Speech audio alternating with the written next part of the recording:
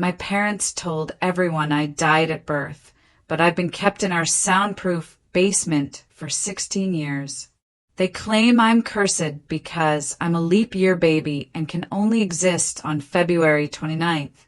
Can you imagine living a life where your own parents told the world you died at birth, all because of when you were born?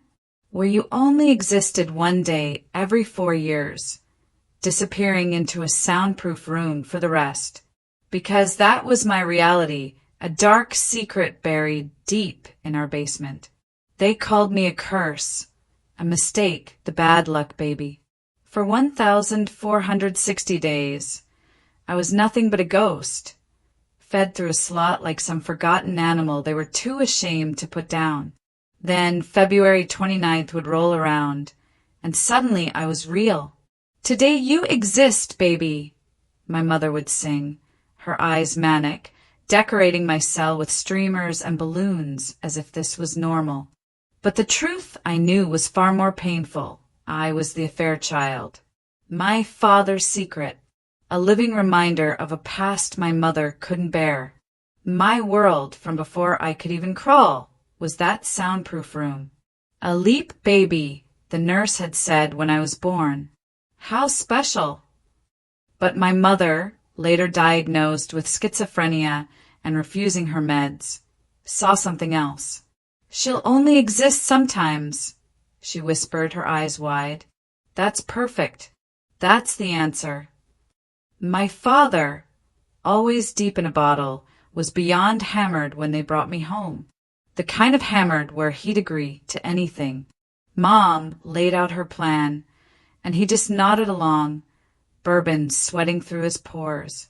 "She's cursed," she explained, "but there's a loophole. Leap babies don't exist except on their day. We keep her hidden. She can't spread the curse." Within a week, the room was ready. Soundproofing foam, a food slot, a tiny bathroom, and a camera in the corner so they could check if I was alive without having to see me. No windows, no light switch for me to control. Just a bare bulb that clicked on twice a day for meals. I learned to count by scratching marks on the wall. 1,461 scratches between each time that door opened. Each time Mom would look at me, her eyes almost sane for a moment, and whisper, "Today you're real, baby. Today you exist." My brothers, Mason and Luke, born a year later on safe days, got bedrooms upstairs, normal birthdays. I watched their feet through the crack under my door, listened to them laugh at cartoons I'd never see. Mom told them the basement was dangerous, toxic mold. One breath and you die. But kids, they don't listen. Mason was 7 when he found me. I was 8, though I'd only celebrated 2 birthdays. He'd kicked his ball down the stairs, ignoring Mom's shrieking. He pressed his face to the slot in my door, and our eyes met. "There's a girl in here," he screamed. Mom dragged him away. I heard the slap echo through the house. "That's not a girl," she told him. "That's an echo. A ghost. If you see it again, our whole family dies." God, she even believed her own lies. The worst part wasn't the isolation, not really. It was hearing life happen without me. Birthday songs upstairs while I sat in darkness. Christmas mornings where wrapping paper rustled. Mom's good days when her medication worked and she'd make cookies. The smell drifting through the vents while I ate cold rice. Dad tried once. I knew it was him by his shuffling footsteps. He stood outside my door for hours. "Linda," he slurred to Mom, "this ain't right. She's still our daughter." Mom's voice went sharp, the way it did before her episodes. "Your daughter? You want the curse in our house? You want Mason and Luke to die because you're too weak to protect them?" The shuffling footsteps never came back. I taught myself to read from the books, Mom, sometimes through the slot. Always about curses, demons, protection spells. By 10, I understood schizophrenia better than most doctors. I knew Mom's patterns. When the voices would come, when she'd pace above my room, muttering about the curse spreading through the floorboards. I knew Dad drank more on her bad days. I knew my brothers had learned to pretend I didn't exist. February 29th, 2020. My 4th birthday. 12 years old for birthdays. Mom opened the door, and I blinked in the hallway light like a mole.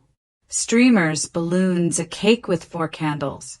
Today you're real, baby, she sang, manic energy crackling.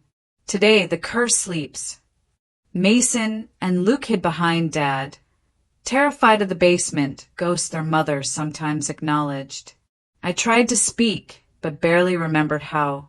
When you only talk one day every 4 years, words feel strange. Hi, I managed. Luke started crying. Make it go back, he whimpered. It's scary. The hope I'd carried for 1,461 days shattered. Even on my real day, I wasn't real to them. That's when the seizure started. Maybe from the darkness, the malnutrition, the endless silence. I convulsed on my concrete floor, alone, biting through my tongue with no one to help. Mom watched through the camera, taking notes. The curse is fighting back, she'd mutter. Dad would bring extra bourbon to bed. Those nights, I started leaving messages under the door, scratched onto cardboard with my fingernails. Please help me. I'm dying. I won't curse you. Mason found one once. I heard him sound out the words slowly. Then Mom's footsteps, her shriek, the lighter clicking. She burned them all, explaining that demons write notes to trick children. Another time, the state came. Someone had reported screaming.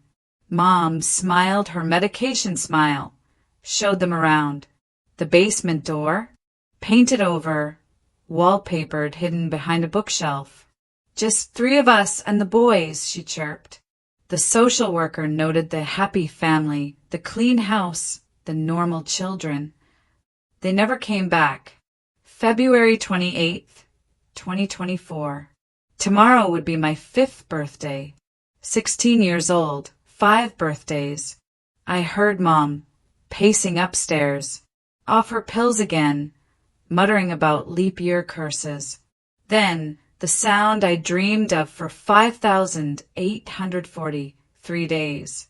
A key in the lock. Mason had stolen it from Mom's jewelry box. The door opened. I stumbled out, legs too weak to hold me. Mason's face went pale, still gripping the stolen key. My legs buckled, and I grabbed the door frame, muscles screaming after years of disuse. The hallway stretched before me like an impossible distance. Carpet, so soft under my bare feet after a lifetime of cold concrete. Can you walk? Mason whispered, glancing nervously at the stairs. Mom's pacing had stopped. The sudden silence was more dangerous than her muttering. My throat felt raw. I took a shaky step, then another. My knees wobbled like a newborn calf's. Mason reached out to steady me, but pulled back, still afraid of the curse he'd been taught to fear. The house looked nothing like I'd imagined. All those years, listening to life above, I'd built elaborate pictures in my mind. Reality was smaller, dingier. Family photos lined the walls. 3 children smiling in every frame. The 4th child existed only in a locked basement, edited out of their perfect lie. A door creaked upstairs. Mason's eyes went wide. He shoved me toward the kitchen. Hide, he hissed. She's coming. I stumbled behind the refrigerator. My heart hammered so loud I was sure she'd hear it. Through the gap, I watched her descend, hair wild, nightgown stained. Mason! Her voice had that sharp edge that meant the voices were talking to her again. "What are you doing up?" "Getting water," he said, blocking her view. Mom's eyes narrowed. She pushed past him, nostrils flaring. "Something's wrong. The balance is off. The curse is moving." She headed straight for the basement door. My whole body tensed. In seconds, she'd see the empty room. Mason followed, hands shaking. The shriek that erupted when she saw the empty room rattled the windows. "No, no, no, no, no." She spun on Mason, grabbing his shoulders. "What did you do? What did you do?" "Nothing. I didn't." "The curse will take you. It'll take all of us." She shook him hard. "Where is it? Where is the demon?" Dad's heavy footsteps thundered down. "Linda, what the hell?" "It's gone. The thing is gone. We're all going to die." I pressed myself smaller behind the fridge. Dad's bloodshot eyes moved from the open door to Mason's face to Mom's rage. For a moment, I thought he might actually do something. Instead, he reached for the bourbon. "We need to find it," Mom said, pacing. "Before midnight, before the leap year begins. If it's free on its birthday, the curse becomes permanent." "Mom, please," Mason's voice cracked. "She's not a demon. She's just," the slap echoed. "Never call it she. It's a thing, a curse. A mistake that should have died 16 years ago." I bit down on my fist to keep from crying out. Every word carved deeper than the loneliness ever had. At least in the basement, I could pretend that somewhere, somehow, they loved me. That fear kept them away. Not hate. Mom grabbed a flashlight. "Check everywhere. The attic, the garage, the shed. It can't have gone far. Look at how pale and weak it is. Probably can't even make it to the property line." She was right. My legs ached from the short journey.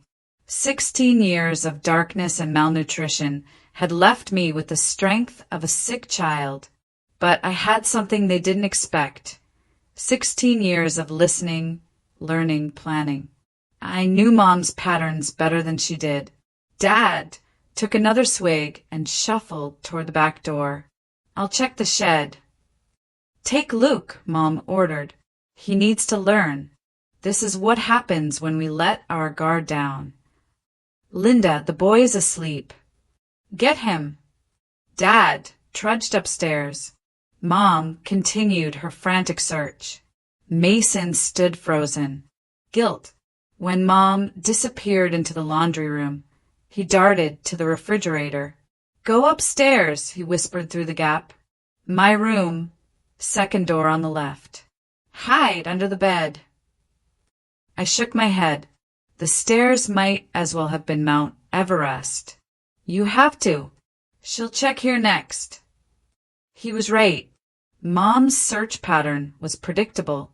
I had maybe 3 minutes. I forced myself out. Each step felt like quicksand. The stairs loomed.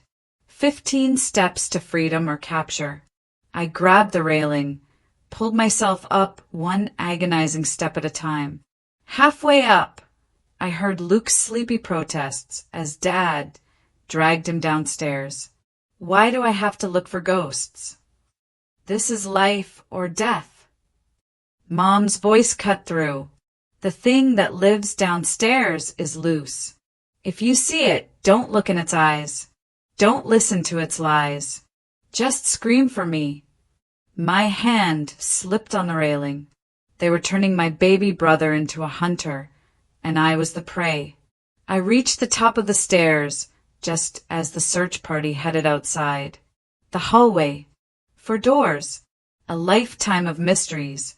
Which room? Second door on the left, Mason's room. I pushed it open and almost cried. Posters, a computer, books.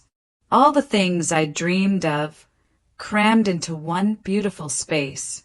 But I couldn't stop to marvel. Mom's footsteps were returning. Under the bed, I found a world of forgotten treasures. Dust bunnies, lost socks, crumpled homework. I wedged myself between boxes of old toys, trying to become invisible. The door burst open. Mom's flashlight swept the room. "I know you're here," she sang, that too sweet voice. "I can smell the curse. 16 years of basement rot." The light passed inches from my face. I held my breath. A spider crawled across my hand, but I didn't dare move. "Mason's been bad," Mom continued, checking the closet, letting demons whisper in his ear. "But I'll fix him. I'll fix everything. Just like I fixed your father when he tried to weaken." She moved to the window. "You think you're so clever, don't you? Writing those pathetic notes. But you're nothing. A mistake, a curse made flesh. And tomorrow, on your birthday, I'll make sure you never threaten my real children again." The flashlight swept under the bed. I squeezed my eyes shut, waiting for her shriek. Instead, Mason's voice called from downstairs. "Mom, I think I found something in the garage." She rushed out, leaving me trembling. This was only the beginning. Minutes passed, maybe hours. Time felt different outside my cell. Eventually, exhaustion won. 16 years of broken sleep on concrete. I woke to sunlight streaming through Mason's window. My first sunrise. It painted everything gold. Beautiful. Terrifying. I'd missed 5,844 sunrises. Voices drifted from downstairs. Normal voices. Breakfast voices. My stomach cramped. When had I last eaten? 2 days ago? The food slot had been empty. Mom's way of weakening the curse. The bedroom door opened. "It's me," Mason whispered. He knelt, peering into my hiding spot. "You okay?" I nodded. "Mom's making everyone search again. She says if we don't find you before midnight, we'll all be cursed." He pushed a granola bar and water toward me. "I'm sorry for everything. I should have let you out years ago." I grabbed the food, trying not to devour it like the animal they'd made me. The granola bar tasted like heaven. "She's getting worse," Mason continued. "Dad's already hammered, and it's only 9 a.m. Luke's so scared." He paused, studying my face. "You really do look like her. Like Mom before the sickness." I wanted to ask so many questions. What was she like before? Did she ever mention me?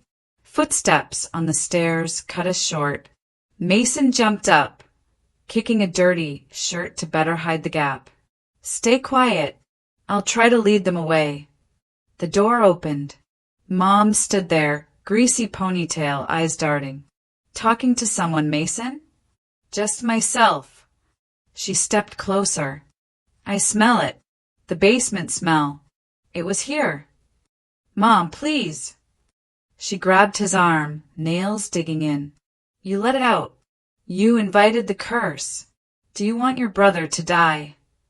"She's not a curse." Mason yanked free. "She's my sister. Your daughter." The slap knocked him into his desk. "I have no daughter. That thing is a parasite. And if you can't see that, then you're infected too." She stormed out. Mason touched his cheek, tears streaming. I wanted to comfort him, but I couldn't risk moving. The day passed in a blur of searches and shouting. Mom's voice grew more frantic. Dad's slurred protests faded. Luke cried constantly. I crawled out when darkness fell, my legs stiff, the house quiet, save Dad snoring and the TV. Mom would be watching her shows, the ones about demon possessions. Mason's door creaked open. He gestured for me to follow him to the bathroom. I limped after him. He turned on the faucet to mask our whispers, showed me a backpack behind the toilet. Clothes, a flashlight, money, more granola bars. He explained his plan. A distraction in the morning. A bus stop 3 blocks away. Enough money for a ticket anywhere. I shook my head. Running meant leaving him and Luke to Mom's rage. She'd blame them. The curse obsession would consume her completely. Mason insisted it was the only way, but I saw the fear in his eyes. He knew what Mom would do. We heard footsteps. Mom's midnight patrol. Mason shoved me into the tub, yanked the curtain closed. Mom stood there, swaying unfocused. She stared at Mason, then shuffled away. We waited until her door clicked shut. I climbed out. Mason handed me the backpack, but I pushed it back. Not yet. Not until I knew they'd be safe. The next morning brought chaos. Mom had barely slept. Hair matted, fingernails bloody from scratching at invisible bugs. She made Dad and the boys search every room again. She performed cleansing rituals with burning sage. I hid in the attic crawl space Mason showed me, watching through cracks as Mom grew more unhinged. She accused Dad of hiding me through bourbon bottles. She grabbed Luke, shook him until he admitted he'd seen something move in the shadows. Just his imagination, he sobbed. But Mom took it as proof. She started tearing apart Mason's room, convinced he was harboring me. Ripped posters, dumped drawers, slashed his mattress with a kitchen knife.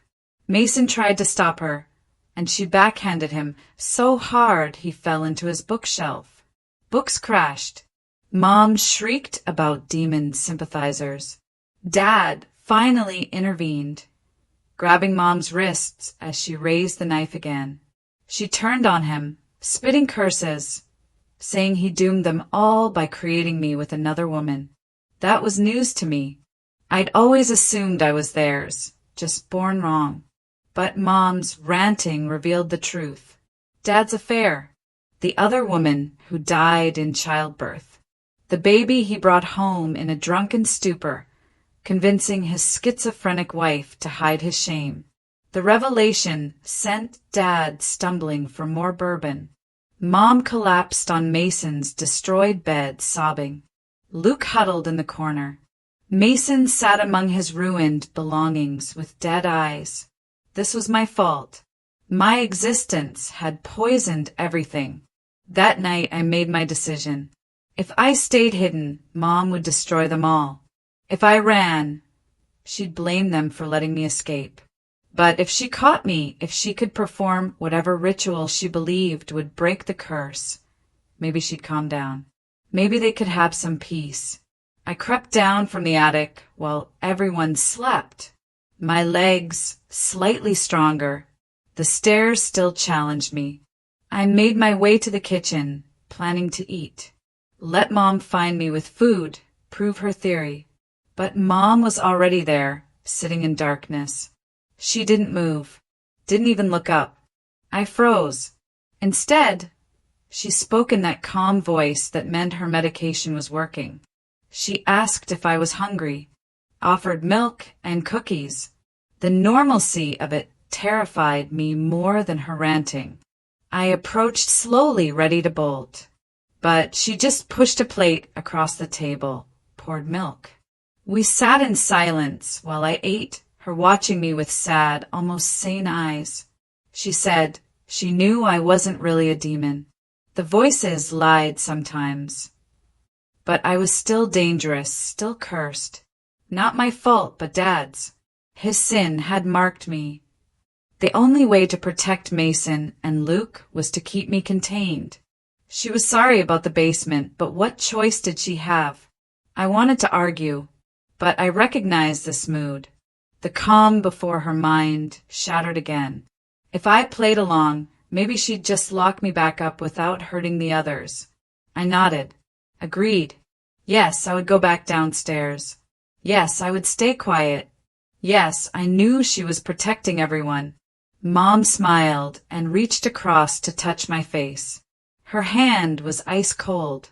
She said tomorrow was my birthday. My 5th real birthday. Special things happened on 5s. The curse would be strongest, but also most vulnerable. She had a plan. To fix everything. To make me clean so I could live upstairs like a real daughter. Warning bells screamed in my head. I asked what kind of plan. Mom's smile widened. She'd been reading, researching. There were ways to break curses. Old ways. Blood ways. It would hurt, but only for a moment. Then I'd be free. We could be a real family.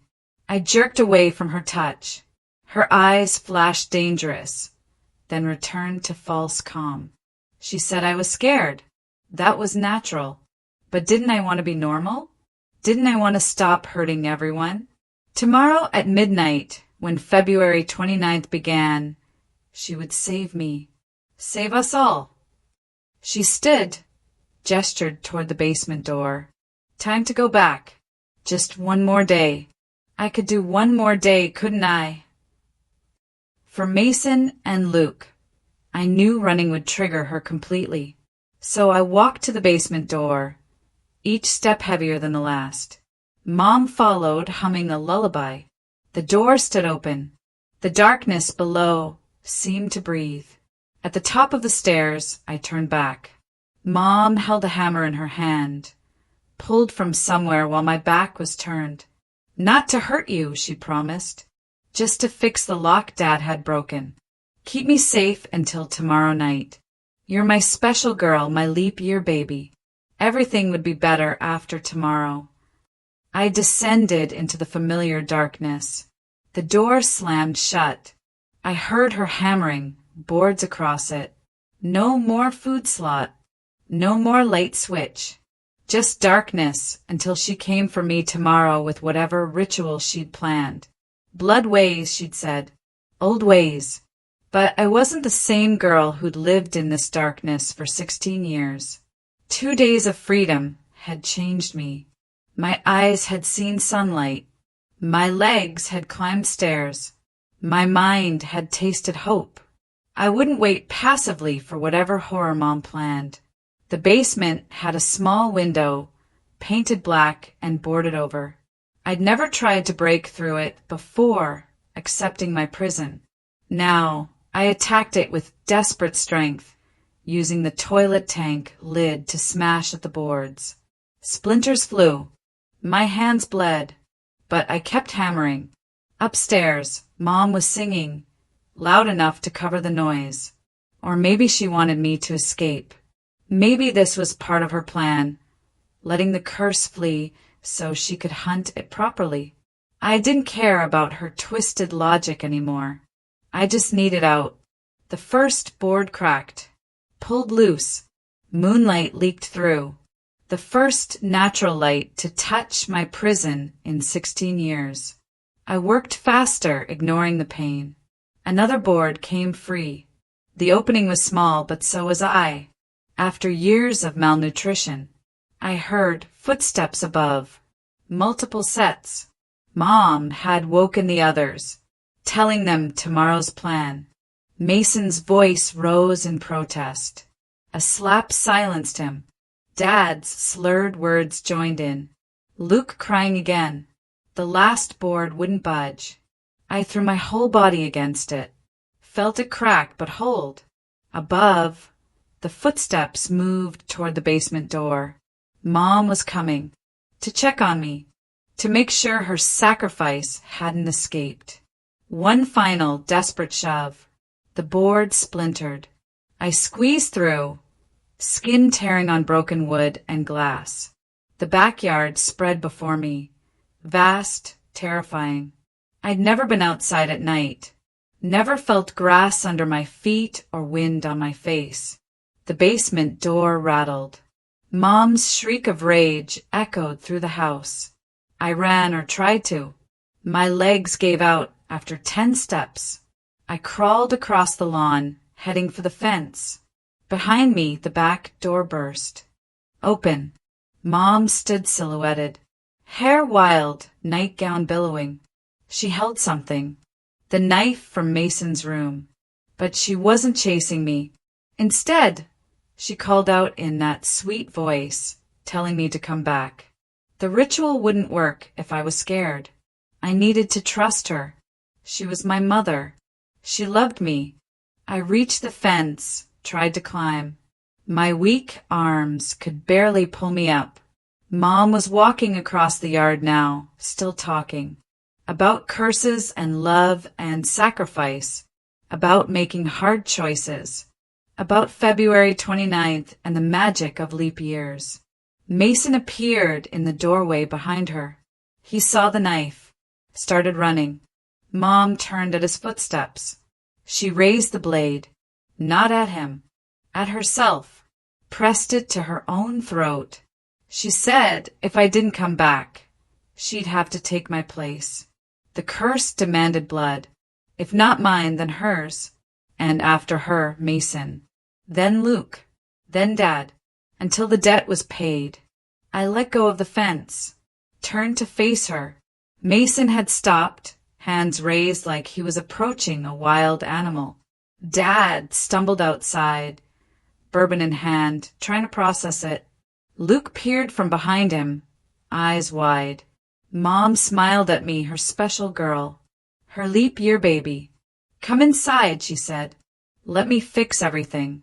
One small ritual, and we'd be a normal family. She'd take her medication. Dad would stop drinking. The boys would have their sister. All I had to do was trust her. I took a step toward her, then another. Mason shook his head, frantically. But what choice did I have? Mom's hand was steady on the knife. She would do it. The voices in her head would make sure of that. But as I got closer, I saw something in her eyes. Not madness. Fear. She was terrified of me, of what I represented. Not a curse or demon, but proof of Dad's betrayal. Evidence of her failure as a wife. A living reminder that her perfect family was a lie. I stopped just out of reach. Mom's smile faltered. She pressed the knife harder. A bead of blood appeared. Last chance, she said. Come willingly or watch me die. Watch them all die. The curse would take everyone I'd tried to protect. That's when Luke did something unexpected. He walked past Dad, past Mason, right up to Mom, took her free hand in his small one, told her I wasn't scary anymore. He'd been wrong. I was just a girl. His sister. Couldn't we keep her? Mom looked down at him. Confusion replaced certainty. The knife wavered. Luke kept talking in his little boy voice about how lonely I must have been, how brave I was, how he wanted to show me his toys, how we could all be together now. The knife fell from Mom's hand. She collapsed to her knees, pulling Luke against her, sobbing. The madness broke like a fever, leaving her shaking and lost. Dad finally moved, kicking the knife away, helping her to her feet. Mason ran to me, wrapping his jacket around my shoulders. We stood there in the backyard, a broken family in the moonlight. Mom clung to Dad and Luke, whispering apologies that made no sense. I leaned against Mason, legs too weak to stand. Nobody spoke about tomorrow, about my birthday, about what came next. Dad half carried Mom inside while Luke held her hand. Mason helped me follow. The house felt different now. Still a prison, but the locks were breaking. The walls were crumbling. The secrets were spilling out like blood from wounds. Mom sat at the kitchen table where she'd fed me cookies hours ago. Dad poured her medication into his palm, watched her swallow each pill. She kept looking at me with bewildered eyes, like she was seeing me for the first time. Not a curse or demon, just a broken girl she'd helped break further. Mason made sandwiches nobody ate. Luke brought down a stuffed animal and placed it in my lap, a small gesture that meant everything. Dad opened a new bottle but put it down untouched. We sat in silence as the clock ticked toward midnight, toward February 29th, toward my 5th real birthday. Mom finally spoke, voice raw. She asked my name. In 16 years, she'd never given me one. I was always it, or the thing, or the curse. I didn't have an answer. How do you name yourself when you've never existed? Mason suggested we figure it out tomorrow. On my birthday. My real birthday, where I got to exist. Mom nodded slowly, medication already softening her edges. Dad agreed, words slightly slurred but sincere. Luke said he had a book of baby names. The clock struck midnight. February 29th began. My 5th birthday. I waited for Mom to remember her ritual, her blood ways. But she just stared at her hands. The voices are quiet, she said. For the first time in years, they are quiet. We stayed up until dawn, not talking much, just existing in the same space. A family gathered around a table, pretending to be normal. When sunlight finally came, it found us all asleep. Mom's head on Dad's shoulder. Luke curled in her lap. Mason and I leaning against each other. I woke to the smell of pancakes. Dad was at the stove, sober for once, trying to remember how to cook. Mom sat where we'd left her, but her eyes were clear.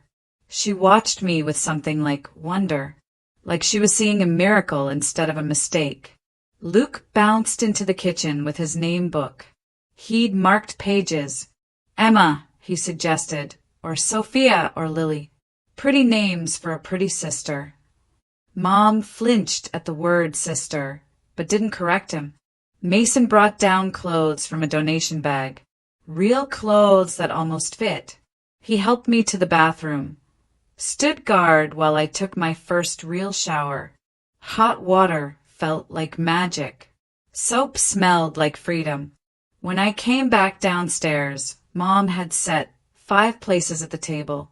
5 plates, 5 forks, 5 cups. A place for everyone, including me. She met my eyes, nodded toward a chair. My chair. At her table. In her kitchen. We ate pancakes in careful silence. Dad kept refilling coffee. Luke chattered about school and friends. Mason watched Mom for signs of breaking. But she just sat there, occasionally looking at me like I was a puzzle she couldn't solve. After breakfast, she asked if I wanted to see my birth certificate. The real one, not the death certificate they'd filed. She'd kept it hidden. Proof I existed. She brought out a small box. Inside were documents, photos, a hospital bracelet. Evidence of my first day of life. The birth certificate had a name I'd never heard. Grace. My birth mother had named me Grace. Mom touched the paper gently. Grace, she said, is a good name. A strong name. Maybe you could keep it. Maybe we could start over.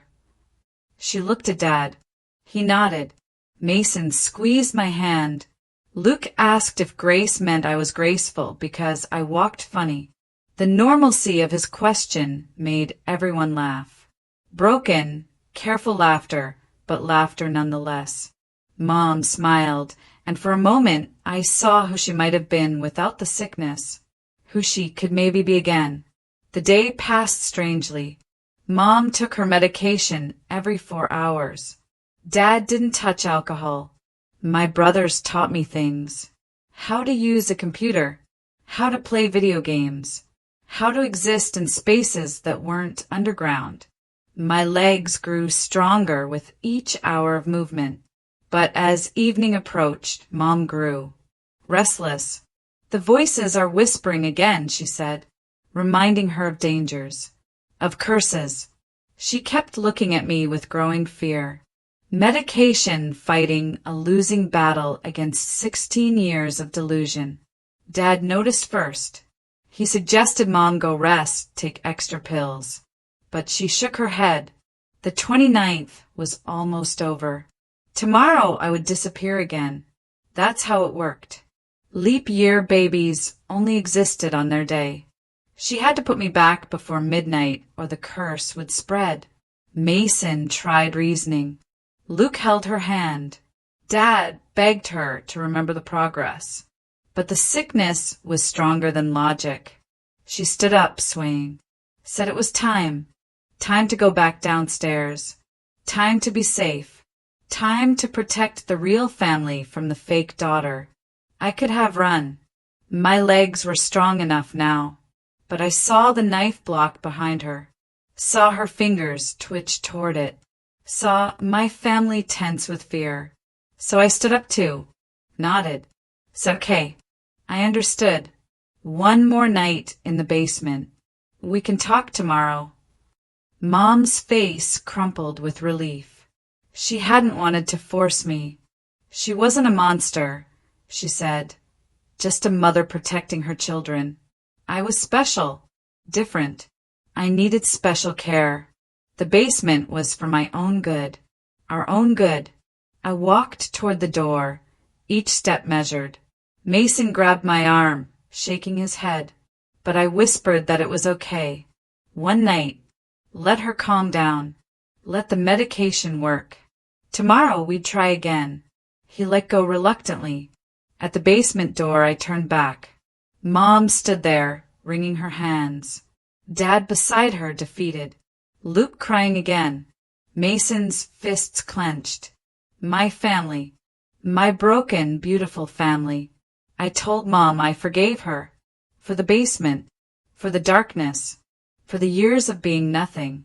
I understood she was sick. That the voices lied. That she did what she thought was right. Her face crumbled. She rushed forward, pulling me into the first hug of my life. She smelled like soap and sadness. Her arms were bone thin. She whispered apologies into my hair. Sorry, sorry, sorry. Over and over. When she pulled back, her eyes were clear. The real her, not the sick her. She touched my face gently and said no. No more basement. No more hiding. You are my daughter, Grace. You belong upstairs. The clock chimed 11:30. 30 minutes left of February 29th. Of my birthday. Of my existence. According to her delusion. Mom looked at the clock, then at me. The voices screamed in her head. I could see it, but she turned away from the basement door. We went to the living room instead. All 5 of us sat together on the couch. Like a real family. Mom held my hand on one side, Mason on the other. Dad put his arm around Mom. Luke curled up against my other side. We watched the clock, waiting. 11:45. Mom's grip tightened. The voices were getting louder. She whispered, telling her horrible things. What would happen when midnight came? How the curse would consume us all. How she'd failed to protect her real children from the imposter. 11:50. Mom was shaking now. Dad tried to soothe her, but she pulled away. The medication wasn't working anymore. 16 years of delusion were stronger than a few pills. She stood up, pacing. We all watched her, tense, waiting for the break. 11:55. Mom stopped pacing. Looked at me with wild eyes. Said she was sorry. So sorry, but she couldn't risk it. Couldn't risk them. Started moving toward the kitchen. Toward the knives. Mason jumped up to stop her. Dad followed. Luke clung to me, terrified. I sat frozen, watching my family fracture again. Mom screaming about curses. Dad begging her to remember her pills. Mason blocking her path. 11:58. Mom broke free and ran. Not to the kitchen. To the front door. Threw it open. Stumbled into the night. We all followed, calling her name. She stood in the middle of the street. Arms spread wide, looking at the sky. 11:59. Mom turned back to us. Her face was peaceful now. She said the voices had told her the truth. The only way to break the curse was to remove herself. She was the poison, not me. Her sickness had stolen 16 years from an innocent child. had turned her family into prisoners. The curse was her, and she could end it. The clock began to chime midnight. Mom smiled at me, called me Grace, said she loved me. Then she turned and ran. Not down the street, straight across, toward the highway at the end of our neighborhood. Dad sprinted after her, surprisingly fast. Mason grabbed Luke and me, holding us back. We heard the screech of brakes, Dad's shout, then silence. March 1st arrived. I still existed. The curse was broken, but at a cost none of us had imagined. We stood in the doorway of our broken home, waiting for sirens, waiting for Dad to come back, waiting for Mom, but knowing somehow that only one would return. Mason held us tighter. Luke buried his face in my shoulder. I stared at the empty street and wondered if this was freedom, or just another kind of prison. If surviving meant others had to fall. If love could exist without sacrifice. The sirens came eventually. Dad came back eventually, supported by paramedics. Mom didn't come back. The leap year baby had survived her 5th birthday, but the family that had hidden her away was gone. In its place stood something new, fragile, uncertain, but real. We went inside, to wait for the police, to answer questions, to figure out what came next. 5 chairs around the table, but only 4 people now. The empty seat stared at us, accusing. Mom's final gift, her last protection. She'd removed herself from the equation, leaving us to solve for whatever came next. The next weeks blurred. Doctors marveled at my physical condition. Malnutrition had stunted my growth, left my bones brittle. Physical therapy. Nutritionist. Dad threw out every bottle. Quietly. Started attending meetings. Came home with coffee on his breath. Mason returned to school, but struggled. He'd sit in my room, helping me with tests. 16 years of self-learning left strange gaps. I could analyze literature, but had never seen basic math. Luke adapted fastest. He brought friends over, explaining I'd been sick. Taught me playground games. The house felt different without Mom. Her absence was a physical thing, a mom-shaped hole. Dad packed her belongings slowly. Some days he'd stop mid-fold, staring at a dress, lost in memories. I found her medication bottles hidden throughout the house, evidence of her struggle. Dad flushed them all, jaw tight with old anger and fresh grief. Physical recovery came slowly. First walking to the mailbox, then around the block.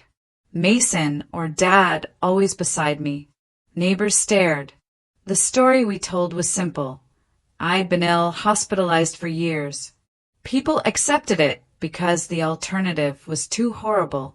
The nice family couldn't have kept a child in the basement. Summer arrived. The sun hurt my eyes, burned my pale skin. Sunglasses. Long sleeves, industrial-strength sunscreen. I learned to exist in daylight through careful increments, building tolerance like a vampire in reverse. Dad found a job, early morning shifts. Came home tired but sober. Mason got a part-time job, saving for college. I started online school. The screen hurt my eyes at first, but learning became my substance. Each lesson proved I was more than the ghost in the basement. The house slowly transformed. Dad painted. Mason fixed steps. Luke helped me decorate my room. My first real bedroom. We hung posters, arranged stuffed animals, created a space that belonged to Grace instead of the nameless girl. Some nights were harder. I'd wake screaming, nightmares of walls closing in. Dad would find me huddled, counting scratches on imaginary walls. He'd sit with me until dawn. Mason struggled with guilt. he'd known for 9 years, could have freed me. The weight of those lost years bent his shoulders. No amount of reassurance eased his burden. Some wounds don't heal clean. Luke had nightmares too. The basement door, Mom's wild eyes, the knife. He'd crawl into my bed. We'd invent stories about normal families. Fall brought new challenges. School registration, immunization records that didn't exist, Social Security number flagged as deceased. Dad spent hours on phone calls, proving I was alive to bureaucrats. The basement remained sealed. Dad had boarded it shut, but I could feel it breathing beneath us, containing 16 years of darkness. Some days, the urge to go down there overwhelmed me, to count the marks, to remember, to prove it had been real. Mason caught me at the door once, hammer in hand. He didn't ask why, just took the tool away, suggested a walk. We made it 3 blocks. Progress. Everything was progress when you started from nothing. Dad joined a grief support group. He never talked about what was said, but he came home lighter. The deep lines around his eyes softened. He started cooking again, remembering recipes from before Mom got sick. Winter arrived with new fears. The darkness came early, too familiar, too much like the basement. We strung lights everywhere, kept lamps burning. Light was medicine now. I turned 17 in December. My first birthday that wasn't February 29th. Dad made a cake. Mason hung streamers. Luke invited his friends. A normal party for a girl who'd never been normal. When they sang happy birthday, I cried. For everything I'd missed. And everything still ahead. The therapist said trauma recovery wasn't linear. Good days and bad days were normal. Healing happened in spirals. She taught me coping strategies, ways to exist in a world that still felt too big and bright and loud. Mason graduated high school. Dad cried. Luke performed in the winter concert. I sat between them, marveling at the ordinariness of it all. Christmas came with careful joy. We decorated a small tree. Dad stayed sober. Relatives asked about Mom. The story was heart attack, sudden, tragic, easier than the truth. January. College applications for Mason. He worked on essays. I helped, proud of the brother who'd risked everything. My physical therapy graduated to a gym membership, treadmills and weight machines. Other members avoided the skeletal girl. I didn't mind. Invisibility felt safer than scrutiny. Dad met someone at his grief group. Vicky, a kind widow. She came for dinner. Luke chattered. Mason and I watched Dad smile in ways we'd forgotten he could. February approached with familiar dread. My body remembered. The 28th came with phantom walls. Darkness pressing. Dad found me in the bathroom at 3 a.m., scratching at the tiles, counting to 1,461. But February 29th didn't come.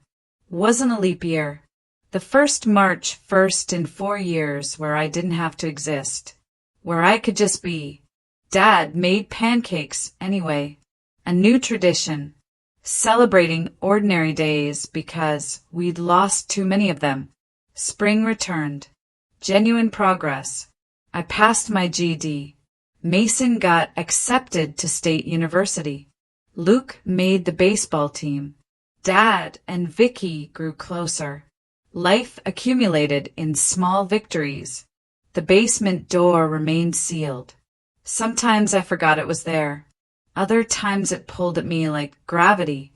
But I stayed upstairs, where light lived, where family gathered, where grace was learning to exist every day, not just on leap years. 1 year after Mom died, we held a small memorial, not for the woman who'd locked me away. But for the mother she'd been before sickness stole her mind. Dad shared stories. Mason remembered bedtime songs. Luke talked about cookies and hugs. I listened, learning about the stranger who'd shaped my life through absence. It's a lot, I know. But after hearing all this, tell me, have you ever felt like you had to fight for your right to exist? Or faced a situation where you had to choose between your own safety and the well-being of someone you loved? Share your thoughts below. I'd really love to hear them.